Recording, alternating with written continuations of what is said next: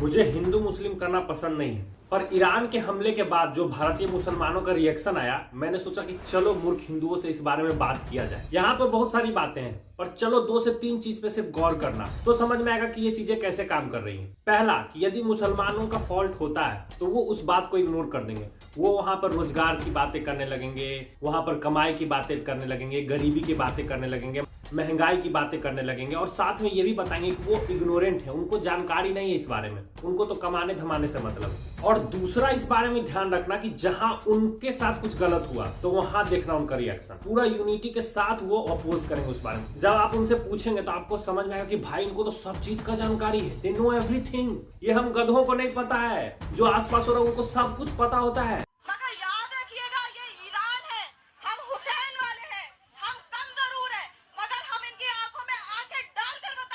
एक और चीज पे आप लोग ध्यान दीजिएगा, जहां पे उनका फॉल्ट होगा या जहां पे कोई गलती कर दी है तो वहां पे वो बोलेंगे कि हम लोग कानूनी कार्रवाई हो रहा है ना, जो कानून बताएगा हम लोग वो करेंगे। पर जहां उनके साथ कुछ गलत हो वहां पर स्ट्रिक्ट एक्शन लेंगे। जो आप लोग लेफ्टिस्ट देखते हैं ना, जो हम लोग का पर्व त्योहार का मजाक उड़ाया जाता है, बट मुसलमानों के पर्व त्योहार के बारे में कुछ नहीं बोला जाता। क्यों? जानते हैं कि मुसलमानों के बारे में जहां कुछ बोलेंगे मुसलमान उनको सीधा ऊपर पहुंचा देंगे। तो जानकर ये जो लेफ्टिस्ट है या जो लिबरल है, ये डर से कुछ नहीं बोलते हैं, इनमें हिम्मत नहीं है बोलने का। तो अभी ईरान के बारे में ऐसा बहुत सारा वीडियो देखा गया जहां पे महिलाएं कर रही कि मेरे पेट में जो बच्चा पल रहा है वो खमीनी के लिए मरने के लिए तैयार रहेगा।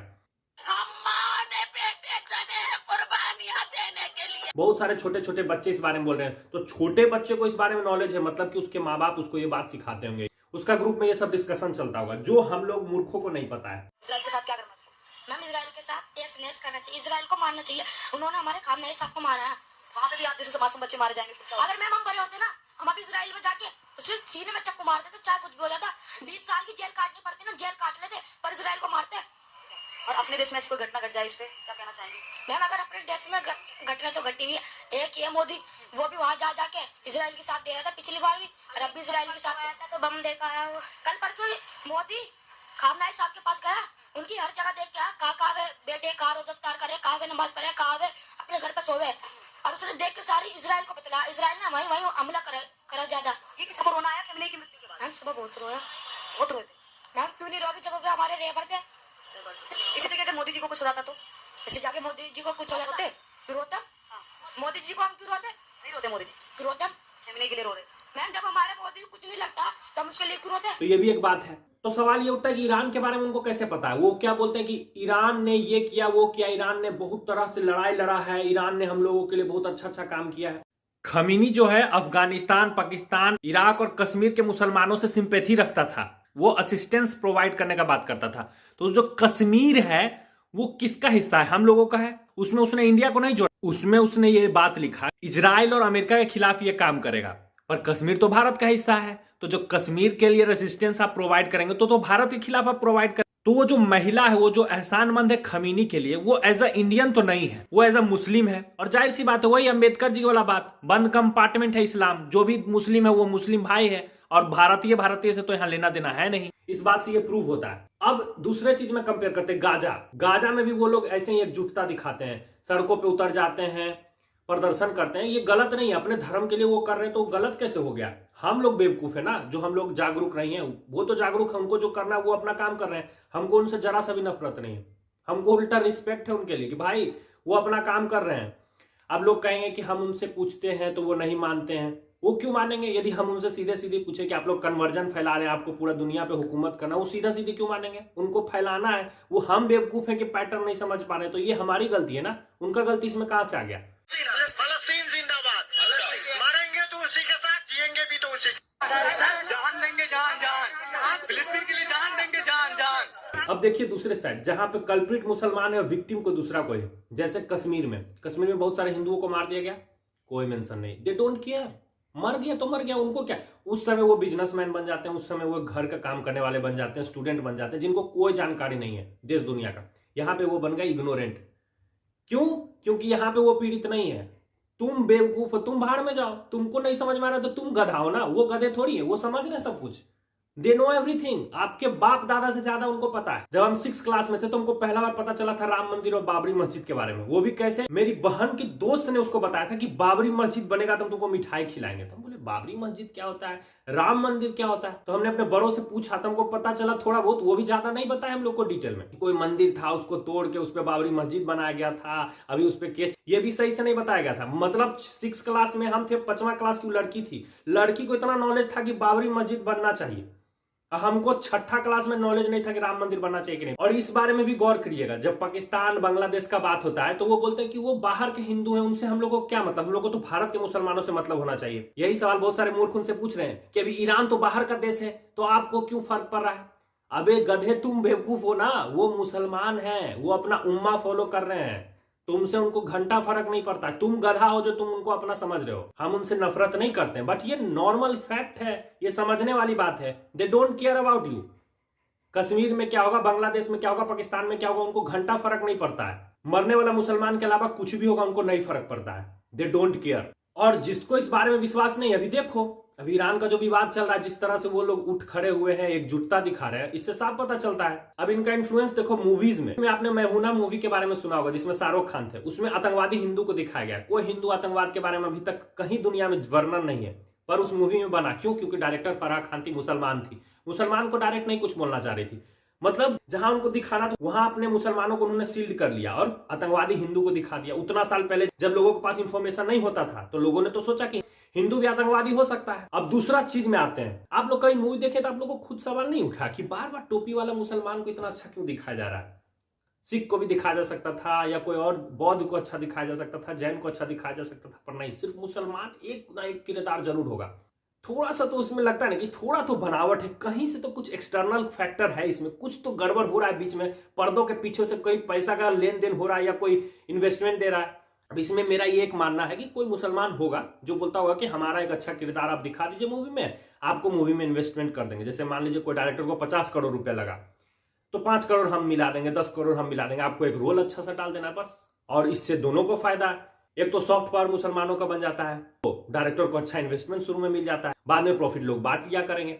अब इसमें कई लोग कह सकते हैं कि दाऊद के यहां से भी पैसा आता है, हवाला से पैसा आता है, वो हम नहीं जानते हैं, बट इतना तो है कि कोई मुसलमान इन्वेस्ट करता होगा बहुत सारे मूवी में, उनके पास इतना ताकत है कि पर्दों के पीछे से वो अच्छे किरदार निकाल लिया करते हैं। क्योंकि यहां तो एक पानी भी लोग फ्री में नहीं पूछता है, तो बार बार मुसलमानों को अच्छा कैसे दिखाया जा रहा है हर मूवी इंडस्ट्री में, ये तो सोचने वाली बात है। अब सोचिए हिस्ट्री के इंपॉर्टेंस के बारे में। शुरुआत में जो शिक्षा मंत्री थे वो मुसलमान थे, उन्होंने अपने हिसाब से जानकर जो भी इन्वेडर उनको अच्छा करके दिखाया, उनके बहुत सारे चीजों को, कमियों को छुपाया है। ये वही पुराना बात है, जो कमी को लेकर चुप हो जाओ और जहां पे हम पे क्राइम हो उसको बढ़ चढ़ के बताओ। तो यहाँ पे देखिए, जब आप हिस्ट्री पढ़ेंगे तो आप पाएंगे कि एक तरफ से ना साउथ इंडिया नॉर्थ इंडिया को पूरी तरीके से लड़वाया जा रहा है, कास्ट के नाम पे डिवाइड किया जा रहा है, पर मुसलमानों को अच्छा करके दिखाया जा रहा है, वहां पे प्रॉब्लम नहीं दिखाया जा रहा है। पर लड़ाई का तो रीजन वही था, धर्म। ठीक है, कहने के लिए आदमी राज स्थापित करने के लिए वैसा किया, और धर्म भी रीजन था। धर्म रीजन नहीं होता तो नालंदा विश्वविद्यालय जलाने का क्या रीजन था? क्योंकि इतना ज्ञान था वहां पे कि आप लोग चाह के भी उसको काट नहीं सकते थे, तो उसको काटने का एक ही तरीका है, यदि आप बहस से ना हरा सको तो उसको खराब कर दो, खत्म कर दो।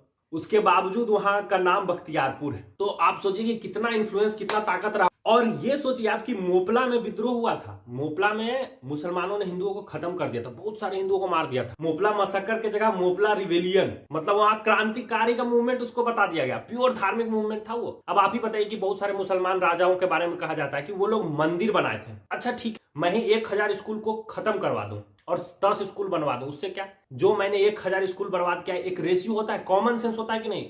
तो क्या करेंगे गधे लोग, उसको कहेंगे 10 स्कूल तो बनाया था। अरे गधा, 1000 स्कूल तोड़ दिए हम, तुम 10 स्कूल को कह के वो 1000 स्कूल पाप छुड़ा रहे हो। तो कितना बड़ा गधा हो तुम, कितना घटिया इंसान हो। ये बिका हुआ इंसान ही ऐसा कर सकता है, जो अपना जमीर बेच के खा चुका है। मुसलमानों के लिए हमको अभी भी रिस्पेक्ट है, मुसलमानों से हमको कोई हीन भावना नहीं है, रियली रिस्पेक्ट देम। उनके मौलाना अपने काम में लगे रहते हैं, धर्म परिवर्तन कैसे करना है, कैसे स्वर्ग मिलेगा, नरक मिलेगा, जो भी है लोगों को सिखाते रहते हैं। हमारे पंडित जी बस घर में पूजा कराते हैं, धर्म से रिलेटेड कोई शिक्षा नहीं देते हैं। हाँ, बाकी जो हम लोग के जातिवादी लोग हैं, हर तरफ से बटे हुए एक दूसरे से, कोई कुछ कह रहे हैं, कोई कह रहे हैं हम लोग को पानी नहीं पीने दिया गया, फिर भी वो उतना साल तक जिंदा रहे। कोई कहते हैं कि हम तो बहुत बड़े विद्वान आदमी हैं, हमारे पूर्वज ने ये किया वो किया। कोई कहते हैं हमारे पूर्वज बहुत बड़े लड़ाका थे। लोग एक दूसरे पे घमंड में भरे पड़े हैं, पर एकजुटता का नाम का कोई चीज नहीं। तो इस मामले में तो हम मानेंगे कि भाई मुसलमानों से बहुत चीज सीखने लायक है, they are doing very good. उनको पता है कि उनको आगे क्या करना है, हम लोगों को कोई पता नहीं है, हम लोग को कोई आइडिया भी नहीं है। अब लोग का पॉपुलेशन डेंसिटी कैसे घट रहा है, पॉपुलेशन से कोई प्रॉब्लम नहीं है, भारत में मुसलमानों का समय नहीं आएगा। क्यों बोलेंगे वो तुमको कि भारत में मुसलमान का राज आ जाएगा? क्यों बताएंगे वो तुमको? तुम बेवकूफ हो क्या? जंगल में देखे हो जो शिकारी होता है, जो शिकारी जानवर होता है, धीरे धीरे बढ़ता है कि शिकार को पता ना चले। यदि शिकार को पता चल जाएगा तो उसका शिकार कैसे होगा? यदि हिंदू लोग को पता चल ही जाए कि मुस्लिम पूरा कब्जा कर लेगा हिंदुस्तान पे, तो हिंदू लोग भी तो उसमें कुछ काम करेगा, रिटेलिएशन करेगा। तो वो क्यों बताएंगे तुमको? तुम गधा हो गए ना जो तुम उम्मीद करोगे कि वो बोलेंगे अरे आप कैसे पहचान गए, हम लोग तो यही तैयारी में थे कि आपको खत्म कर देना है और पूरा भारत को मुस्लिम राष्ट्र बना देना है। How you can expect that from them? तो तुमको ये कॉमन सेंस नहीं तो उसमें वो क्या कर सकते हैं? वो तो बोलेंगे कि ना हम तो ऐसा कुछ सोचे ही नहीं है। अब कॉमन सेंस देखो कि जैसे जैसे 50-50 साल पीछे जाओगे तो वैसे वैसे पाओगे कि हिंदू का पॉपुलेशन डेंसिटी ज्यादा था भारत में, पाकिस्तान में, बांग्लादेश में, हर जगह।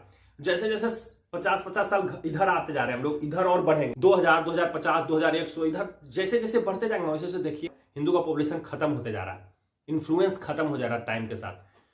तो ये हम लोग का काम है समझना कि दे डोंट केयर। वो जो भीमराव अंबेडकर जी बोले थे ना कि मुस्लिम अपना एक बंद कंपार्टमेंट है जहां पे वो सिर्फ एक दूसरे को भाई मानते हैं, बाकी किसी को भाई नहीं मानते। सोचिए इस चीज को नेताओं ने भुला दिया। अंबेडकर जी ने बाकी चीज कहा, उसको बताया गया कि हिंदुओं में विभाजन हो, पर जो उन्होंने मुस्लिम के बारे में बोला था उसके बारे में उन्होंने चर्चा नहीं किया, जो लीडर है यहाँ के। क्यों? क्योंकि हिंदू के बाकी जात और दलितों में बंटवारा कैसे होगा यदि ये बात बोल दिया जाए तो? जय भीम जय भीम का नारा कैसे लगेगा? तो दे आर वेरी स्मार्ट। मुसलमान अपना बहुत जबरदस्त प्लानिंग कर रहे हैं। भाई हमको पूरा विश्वास है आप लोग 100 साल के अंदर पूरा भारत पे कब्जा कर लोगे। जाहिर सी बात है 100% कब्जा होना तय है। सब अपना अपना नाम उद्दीन करके रख लो। हम तो अपना मुसलमान वाला नाम पहले सोच लिए, अपना दोस्त लोग का भी रख दिया मुसलमान वाला नाम कि तुम लोग का 50 साल बाद 60 साल बाद यही सब नाम रहेगा। और बाल बच्चा को भी बता देना कि जब भारत में कब्जा होगा तो तुम्हारा हिंदू नाम ये है और जब कब्जा होने लगेगा तो ऐसे कन्वर्ट होना, ये नाम रखना है। ये सब प्लानिंग आप लोग पहले से कर लीजिए क्योंकि और कोई ऑप्शन नहीं है आप लोगों के पास। तो इसी तरह से वीडियो खत्म करना चाहेंगे और बहुत सारे मूर्ख हिंदुओं को भी बधाई कहना चाहेंगे। जय हिंद, जय भारत।